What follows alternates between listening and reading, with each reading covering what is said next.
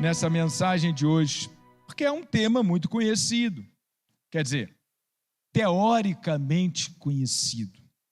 Em teoria, os crentes deveriam saber, conhecer de cor e salteado, 1 Coríntios 13, que fala do dom supremo, que fala do dom maior, que fala do maior de todos os dons. Em teoria, os crentes deveriam conhecer. Aliás, como eu já comecei, falando anteriormente, nesses capítulos, o 12, o 13 e o 14, Paulo vai dar esta ênfase nos dons. Ele, de certa maneira, nesses 3 capítulos, o capítulo 12, ele está começando o assunto, ele fala sobre a unidade da igreja e tal. No capítulo 13, ênfase no maior dom, um capítulo para falar do maior dom, e no capítulo 14, ele vai bater o martelo com respeito à questão de línguas estranhas e etc. A gente vai ver na semana que vem, e é um capítulo mais longo. Então, 1 Coríntios capítulo 13, do verso 1, diz assim: e eu passo a mostrar-lhes um caminho ainda mais excelente. Ainda que eu fale as línguas dos homens e dos anjos, se não tiver amor, serei como o bronze que soa ou como o símbolo que retine. Ainda que eu tenha o dom de profetizar e conheça todos os mistérios e toda a ciência, ainda que eu tenha tamanha fé, a ponto de transportar montes, se não tiver amor, nada serei. E ainda que eu distribua todos os meus bens entre os pobres, e ainda que entregue o meu próprio corpo para ser queimado, se não tiver amor, isso de nada me adiantará. O amor é paciente e bondoso. O amor não arde em ciúmes, não se envaidece, não se orgulha, não é orgulhoso, não se conduz de forma inconvenientemente, não busca os seus interesses, não se irrita, não se ressente do mal. O amor não se alegra com a injustiça, mas se alegra com a verdade. O amor tudo sofre, tudo crê, tudo espera, tudo suporta. Até esse ponto, Deus e Pai amado, soberano Senhor, irmãos, somos muito meninos na fé, porque vez por outra, a dinâmica da vida que nós vivemos no nosso dia a dia, nas nossas coisas, em casa, nos negócios, andando na rua, convivendo com as pessoas, aprendendo coisas no próprio social, a gente absorve tanto desse mundo que a gente acaba naturalizando as coisas horríveis que acontecem por aí, e um texto como esse parece que não faz muito sentido, porque acaba sendo pouco praticado. E ainda mais numa era em que o mundo também frequenta a igreja. A igreja é frequentada pelos crentes e pelo mundo. O mundo também está aqui. Não são apenas os crentes que estão dentro da igreja. O mundo, aqueles que não querem mudar, também estão dentro da igreja. Aqueles que não querem ouvir também estão dentro da igreja. Pastor, como assim? Como assim? Eu digo como assim, porque na verdade a gente fala, apresenta, mostra a leitura, e um belo dia, conversando em off com A, com B, com C, você percebe claramente como aquela fé ainda está tão empobrecida, a ponto de dizer um monte de bobagem, a ponto de ter uns pensamentos esquisitos, que não encaixam dentro da palavra, mas elas fazem encaixar. Elas fazem encaixar dentro da palavra. Elas conseguem pegar uma página do Velho Testamento e se justificar aqui. Elas conseguem fazer isso. Então nós temos hoje uma igreja doente por entender, por exemplo, que o amor não é tão importante assim para a igreja.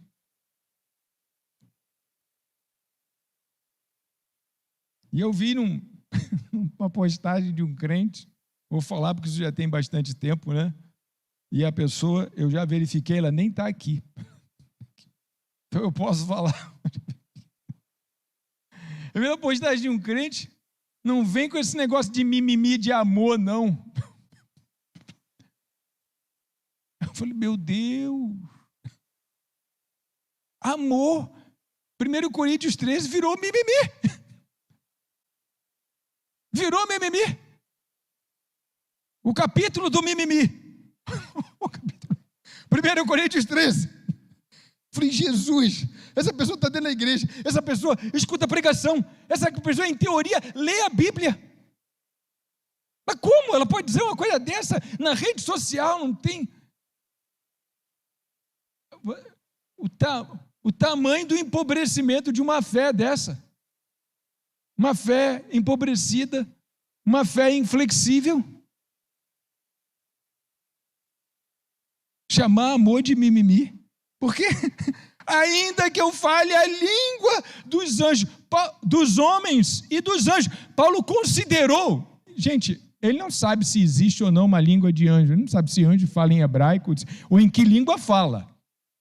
Ele considerou que ainda que isso venha a acontecer, ainda que eu seja o cara, ainda que eu seja muito fervoroso, ainda que eu seja demais, ainda que eu fale a língua dos homens e dos anjos, que língua é essa língua dos anjos? De onde ele tirou isso? Ele está falando que ainda que ele fosse o bambambam dessa história toda, se não tiver amor, tu não é nada. E ele vai usar aqui uma figura de linguagem anáfora. Ele vai ficar repetindo várias vezes essa estrutura. Ainda que eu fale as línguas dos homens e dos anjos, se não tiver amor, serei como o bronze que sou e como o símbolo que retine. Já estava dito, né? Já disse. Aí depois ele continua. Ainda que eu tenha o dom de profetizar. E ele vai ficar ainda, para dizer para o crente de Corinto que o amor é o maior dom. Não é mimimi. A capacidade de entender o outro, a capacidade de compreender o outro em amor é um dom. Eu imagino a quantas andava o amor pela igreja de Corinto. Porque esse negócio de línguas estranhas aqui na igreja de Corinto deu o que falar. Essa divisão deu o que falar. Esse negócio de dom, quem queria ser melhor do que o outro, deu o que falar. Deu o que falar. E ele, na parte da carta, ele diz, não, eu vou explicar para esse pessoal o que é o amor. E ele vai dizer também por que o amor, ele não vai só dizer que o amor é o maior dom, ele vai dizer por que é o maior dom. Ele vai dizer por que é o maior dom.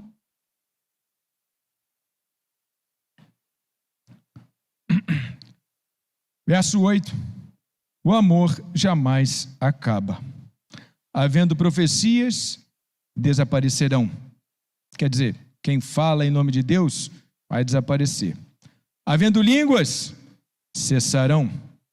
Havendo ciência, passará. Pois o nosso conhecimento é incompleto. Quer dizer, a gente nunca sabe tudo de tudo. Por isso que passa. Porque eu sempre sei a metade da verdade. Eu não sei a verdade toda. Então passa. E a nossa profecia é incompleta. A nossa profecia é incompleta. Então passa. Porque daqui a pouco o tempo passa e eu descubro que eu estava errado. Mas quando vier o que é completo, então o que é incompleto será aniquilado. Aí todo mundo vai saber de toda a verdade. Quando eu era menino, falava como menino, sentia como menino, pensava como menino. Quando cheguei a ser homem, desisti das coisas próprias de menino. Porque agora vemos como num espelho. Então ele vai começar a dar metáforas, dizendo, gente, a gente não sabe tudo. A gente não conhece tudo. Você fica cravando aí verdades, isso é uma verdade, e aí vai, crava, tá bom, crava, na Bíblia diz que o conhecimento ele é incompleto. Por quê? Porque o que é completo ainda não veio. A gente sabe um pouco de cada coisa, você não sabe tudo, a igreja não sabe tudo, o pastor não sabe tudo, somos incompletos, está escrito aqui. Ou eu vou acreditar na Bíblia, ou eu vou acreditar nas ideologias que rodam por aí, que sempre rodaram desde que mundo é mundo. Está escrito aqui com todas as letras. Tudo isso passa, por quê? Porque eu só conheço uma parte disso tudo. Se eu conhecesse tudo, não passaria. Mas como eu conheço só uma parte da verdade, eu vi um documentário falando que esse novo telescópio que mandaram lá para o espaço, que está trafegando como uma nave espacial, tal de James Webb, né, conseguiu focalizar áreas longínquas no universo, que contradizem a teoria do Big Bang. Não tem que jogar esse livro tudo fora agora que falava do Big Bang. Por quê? Porque a verdade não é absoluta, a verdade científica ela é temporária. Como se não conhecia outra galáxia lá que contraria a teoria do Big Bang? Então o Big Bang foi a teoria. E olha, o nome é teoria, até que alguém prove o contrário, é uma teoria. Agora os caras mesmo que levantaram e sustentaram a teoria,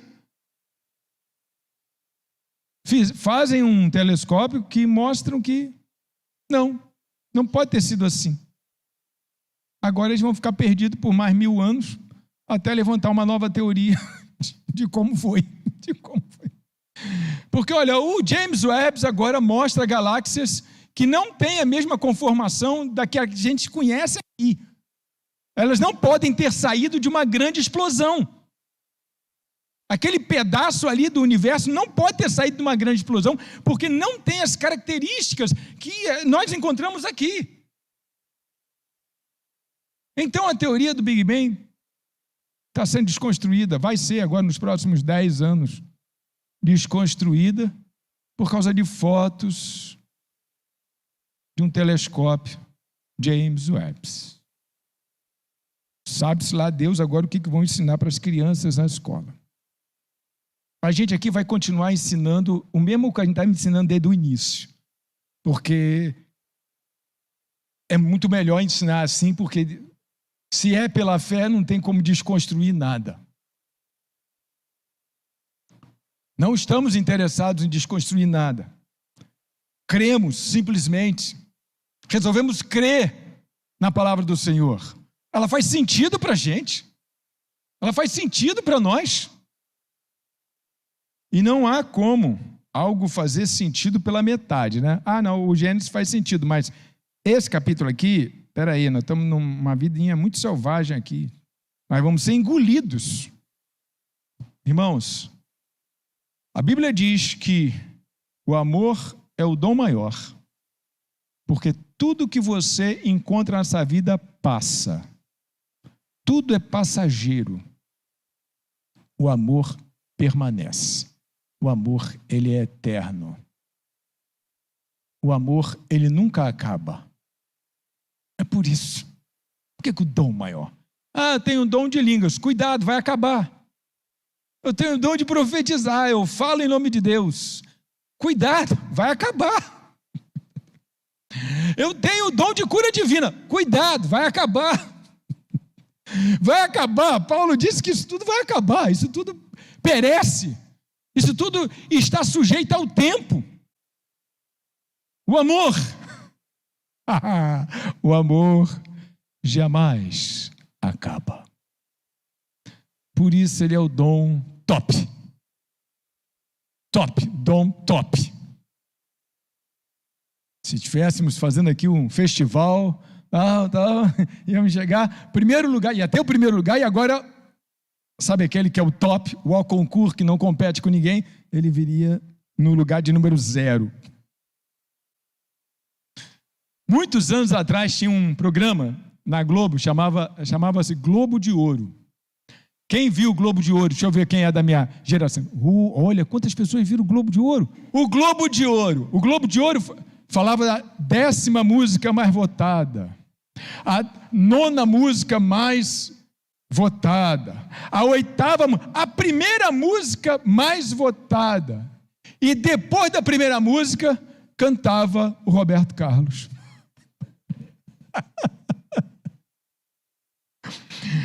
Depois da primeira música, cantava, porque o Roberto Carlos não tinha como competir naquela época com ele. Ele era sempre o primeiro. Então aí colocaram ele para aparecer em todo o Globo de Ouro, e a primeira música, e depois seria o amor hoje, seria o amor. Se a gente fosse fazer uma escala assim, concurso, não tem como competir com o dom do amor. Não tem como competir com o dom do amor. Por quê? Porque todo o resto passa. Todo o resto vai embora. Todo o resto perece. Muda. E o dom do amor, ele não muda. Ele continua. Queridos irmãos, vamos deixar de ser menino na fé e vamos procurar esse dom, o que nunca perece, o que não vai embora, o que não acaba, o que é eterno. Esse é o dom que a gente tem que procurar. Que bom quando existem muitos dons na igreja, mas para você, não é, saber, nenhum deles é melhor ou te daria mais vantagens espirituais, se isso existe, do que o dom de amar o próximo. Amar as pessoas, amar o evangelho, amar o que você faz, amar a Deus, amar a vida, o dom de amar. Pede a Deus esse dom. Você vai ser uma pessoa bem melhor do que você é hoje. Eu também, então me incluo nisso. É um dom que eu tenho que pedir a Deus toda semana. Senhor, me dá o dom de amar, que hoje vão pisar no meu calo.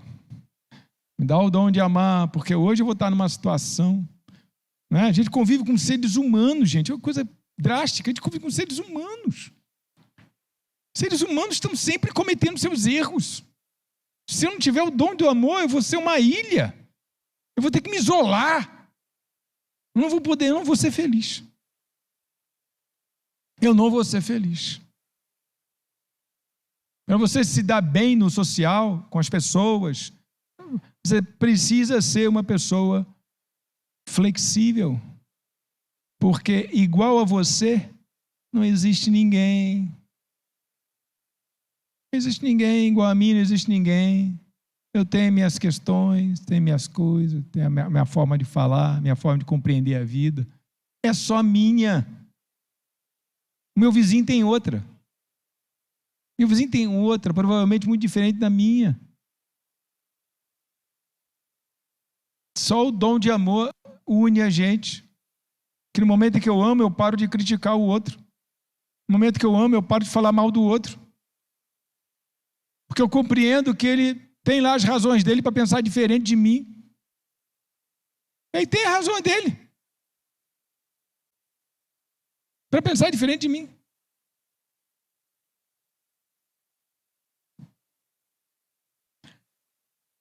E no finalzinho, verso 13. Agora, pois, permanecem a fé, a esperança e o amor. Estes 3, porém, o maior deles é o amor. O maior de todos os dons, o amor. Fé é importante, esperança também, permanece, mas entre os três é o amor. Amém, querida igreja? Glória a Deus. Quando essa mensagem estiver disponível, mande para todo mundo que é brigão. Mande para todo mundo que gosta de uma celeuma, um barraco, tal, que é inflexível. Mande. Eles têm que saber que na Bíblia tem um capítulo especial, Corinto, falando que o amor é o maior de todos os dons. Vamos curvar a cabeça.